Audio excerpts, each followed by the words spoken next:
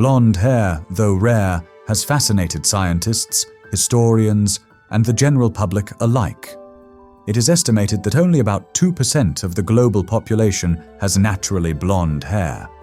This striking trait is caused by unusually low levels of eumelanin, the dark pigment responsible for black and brown hair, combined with varying amounts of pheomelanin, which adds golden or yellow tones. What makes blonde hair especially intriguing is that, unlike skin pigmentation, which evolved primarily for survival in different climates, hair color seems to have been influenced as much by social and sexual factors as by environment. After the end of the last glacial maximum, around 19,000 years ago, vast areas of the northern hemisphere that had been covered in ice sheets began to open up for human habitation. As the glaciers retreated, human groups who had survived in southern refugia, such as the Balkans, Italian Peninsula, and the Near East, started to move northward and recolonize areas like Eastern Europe, Siberia, and eventually Scandinavia. These newly inhabited regions were characterized by long winters and very low levels of ultraviolet radiation.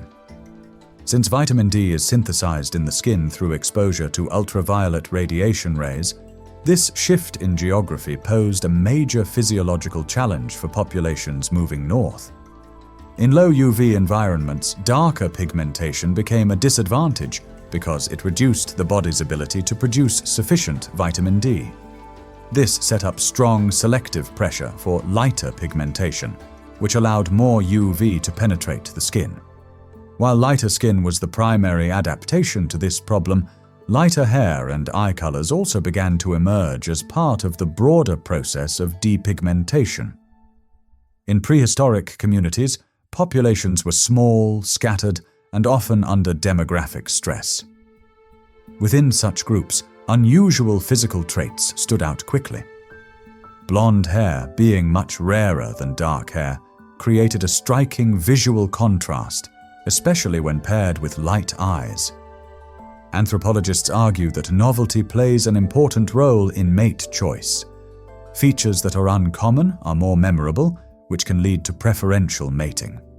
This preference was not necessarily linked to survival, but to the psychology of attraction.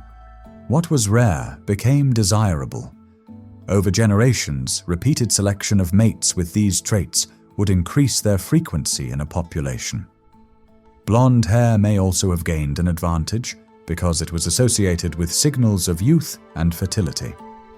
Children are more likely to have naturally lighter hair, which often darkens with age.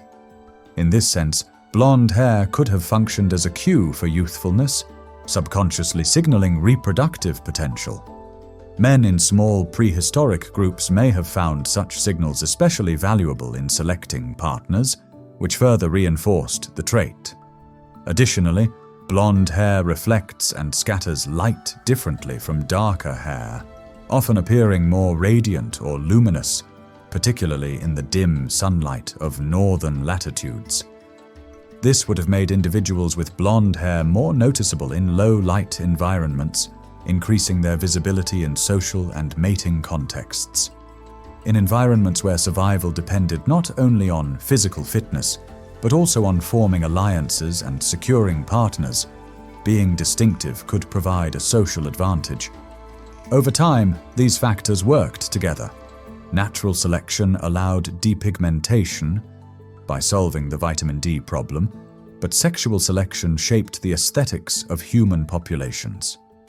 Blonde hair thus became more than a biological adaptation.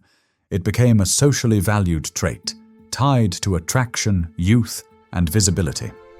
This dual process explains why blonde hair is not universally found in all depigmented populations, for example in East Asia, but became concentrated in specific prehistoric European groups where sexual selection pressures reinforced it. Blonde hair is believed to have originated not in Western Europe, but in Northern Eurasia, particularly in populations inhabiting the regions around present-day Siberia and the Eurasian steppe during the Late Upper Paleolithic and Mesolithic periods. Ancient DNA studies show that hair, skin, and eye color traits were much more variable among early hunter-gatherers than once thought. Around 10,000 to 12,000 years ago, as the last ice age ended, populations in Northern Eurasia were adapting to colder, low-light environments.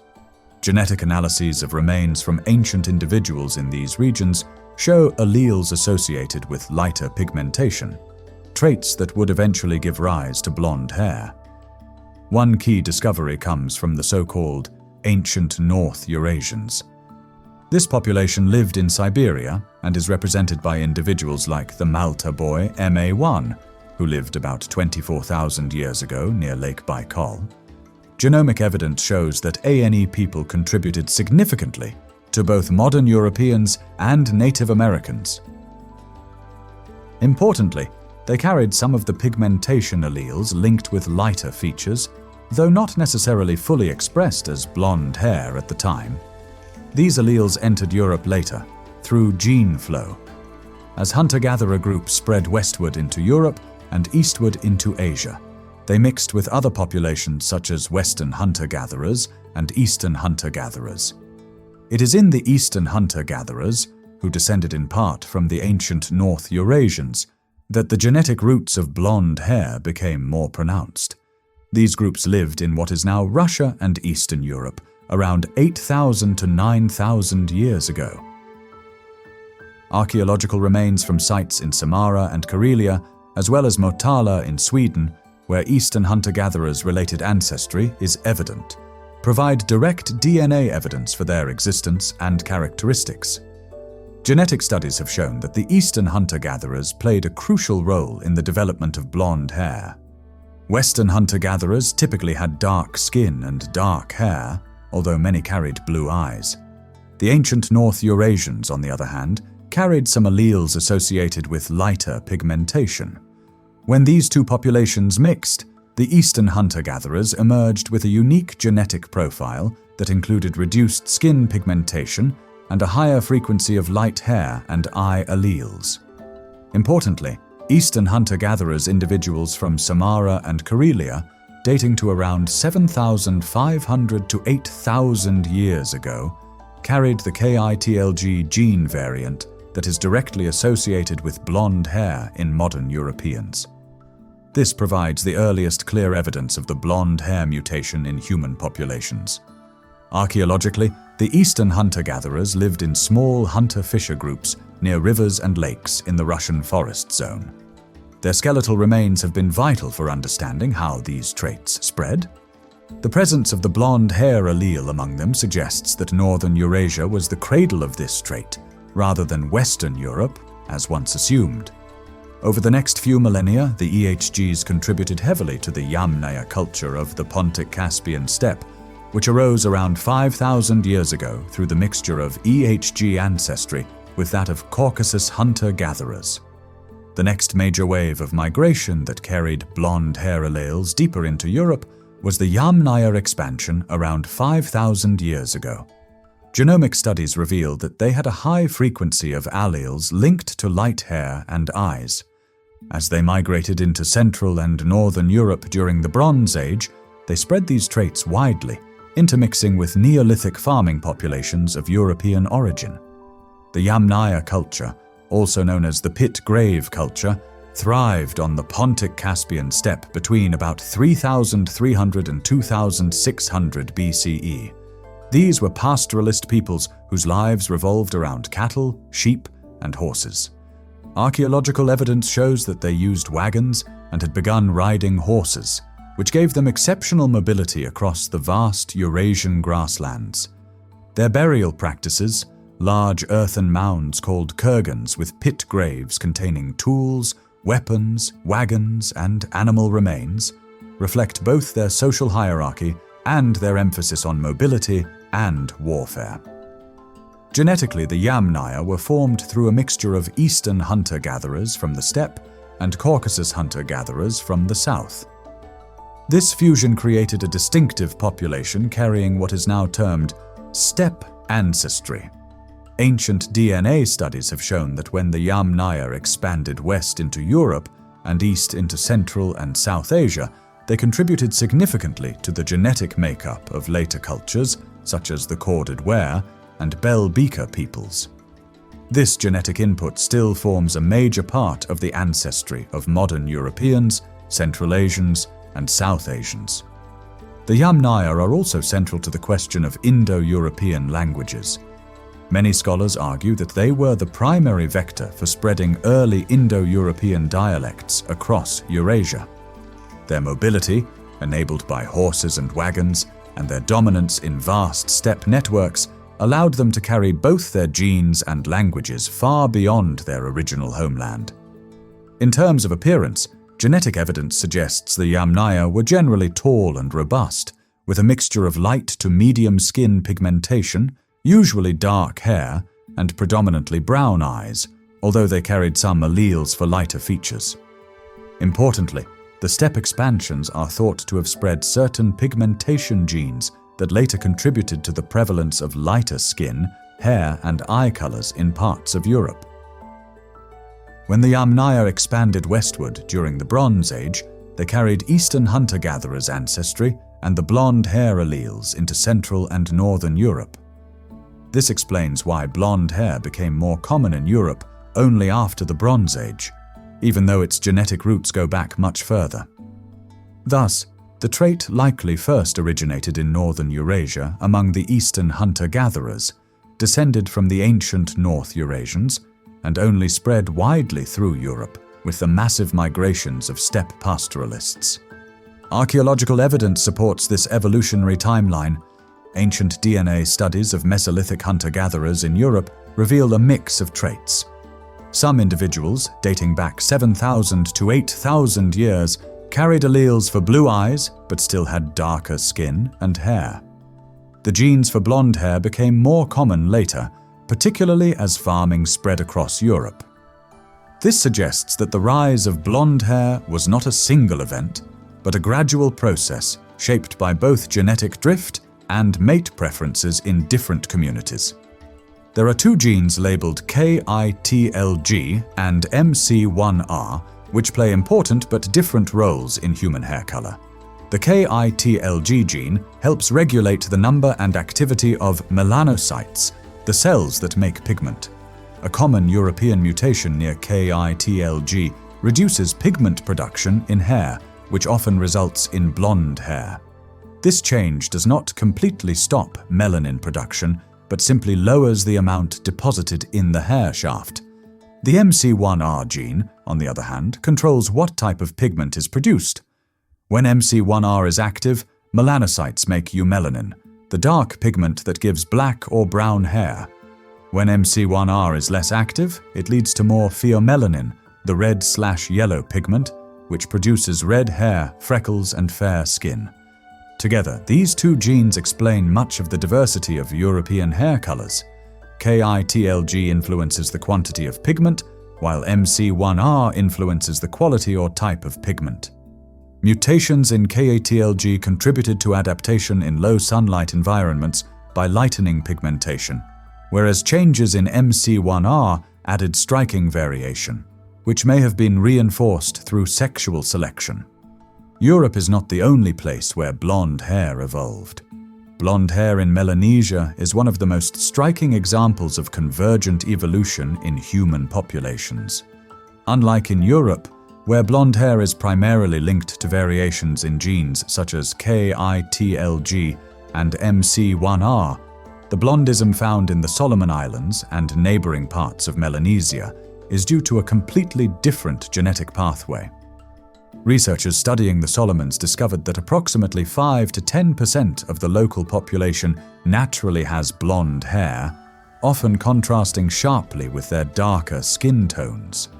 Genetic testing confirmed that this blondism is not the result of European admixture, but is instead caused by a recessive mutation in the TYRP1 gene, specifically the 93C allele, which plays a role in melanin production.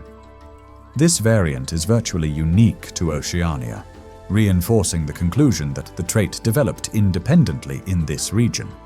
The distribution of blonde hair across Melanesia reveals a story shaped by migration, isolation, and genetic drift. Within the Solomon Islands, the allele frequency of TUHRP1 blondism reaches about 26%, which is remarkably high for a recessive trait, and explains why blonde hair is relatively common in these communities. Moving further west and north into the Bismarck Archipelago and Northern Island Melanesia, the same variant has been identified, but at a lower frequency of around 12%, and with a highly uneven distribution. Some islands have noticeable proportions of blonde individuals, while others, such as Bougainville, lack the trait altogether. This patchy distribution reflects both the island-by-island nature of settlement in remote Oceania and the effects of founder populations, where small groups carried the allele during migrations, but it either flourished or disappeared, depending on chance and local population history. From a historical perspective, the presence of blondism in Melanesia likely dates back to the Lapita expansion around 3,000 years ago, when Austronesian-speaking peoples spread eastward from the Bismarck Archipelago into the Solomon Islands and beyond. The TYRP1 blonde allele may have already been present in ancestral oceanic populations and then diffused unevenly as groups settled across different islands. Over time, genetic drift and relative isolation amplified its frequency in certain communities, such as those in the Solomons, while it diminished or vanished in others. What makes this particularly fascinating is that this blonde trait is restricted to Oceania, making it a regionally unique genetic signature that differs fundamentally from European blondism. Blonde hair also appears in parts of Africa, ranging from dark brown to reddish, and, in rare cases, sandy blonde. The most notable are the Khoisan people of southern Africa. The Khoisan is one of the world's oldest continuous human lineages, carrying extraordinary genetic diversity, including traits linked to pigmentation.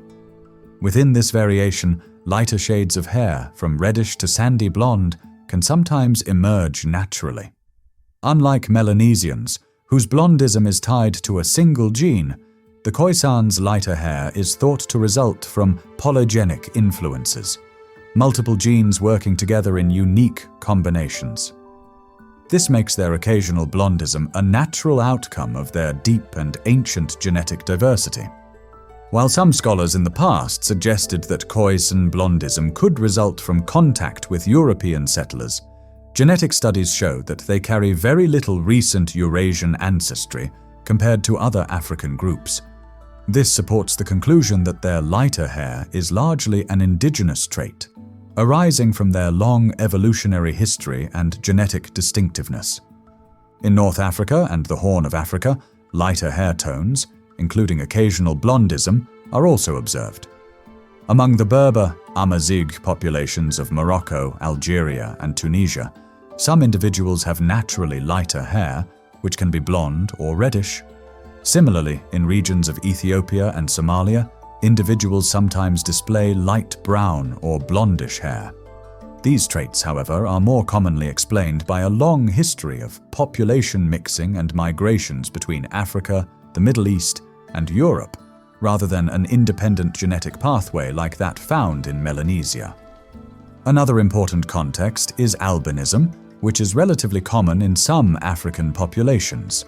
For example, in Tanzania, the frequency of oculocutaneous albinism can be as high as 1 in 1,000 births, much higher than in most parts of the world. People with albinism often have very light blonde or white hair, though this condition results from mutations that reduce melanin production and is considered a genetic disorder rather than a natural variation of pigmentation like that of the San or Melanesians. Unlike in Europe or Melanesia, where specific mutations in pigment-related genes independently gave rise to blonde hair, Africa shows a more heterogeneous set of causes behind this rare but striking feature. In the modern world, blonde hair has become an iconic symbol in art, media, and culture, but biologically, it remains rare. Less than 2% of the global population has naturally blonde hair, concentrated mostly in Northern and Eastern Europe, with isolated populations like the Melanesians providing an independent example. Globalization has spread the trait, but its rarity continues to add to its fascination. Ultimately, the story of blonde hair is one of interplay between environment and survival, between sexual selection and attraction, and between chance mutations and long-term cultural meanings. It reminds us that human evolution is not solely about survival of the fittest. Sometimes, the survival of the most distinctive and memorable has played just as important a role in shaping who we are today.